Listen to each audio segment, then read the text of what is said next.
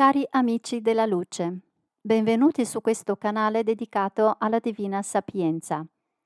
Continuiamo la lettura della comunicazione che riguarda l'Apocalisse di Giovanni, dettata dal Signore Gesù Cristo al mistico Gottfried Mayr-Hofer.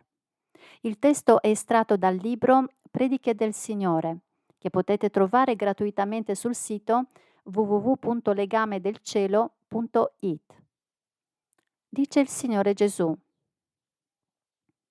Pensate, miei cari figli, ai milioni di mondi, sì, ai milioni e milioni di esseri, ai milioni di principi spirituali che in forme innumerevoli fanno di ogni luogo, di ogni punto di questo mondo visibile, un paradiso, sempre che l'attento osservatore sappia leggere la scrittura spirituale, se rispettivamente sa interpretare giustamente le figure del linguaggio simbolico.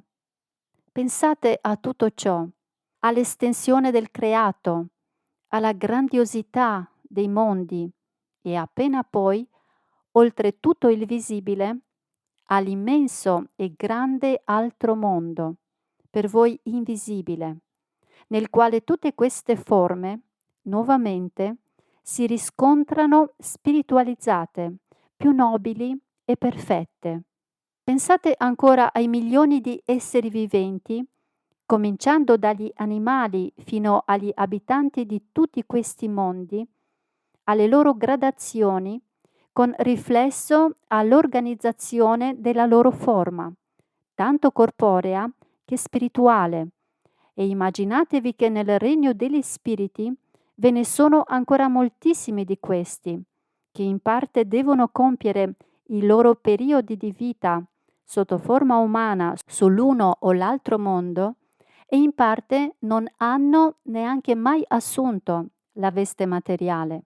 Quindi rivolgete il vostro pensiero a me, il vostro e loro creatore, a me, che ho disposto tutto in modo che nessuna cosa ha bisogno di variazione o alterazione qualsiasi, che l'una sia la conseguenza dell'altra, che tutto si riproduca da sé, che si mantenga, si perfezioni e si elevi gradualmente sempre più.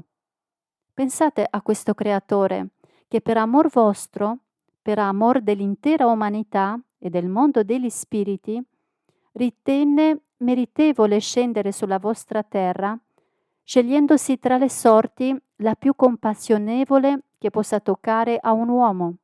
E giudicate poi cosa vuol dire che io, l'inesprimibile, l'inconcepibile eterno Iddio, come un padre amorevole, vi istruisca e vi guidi.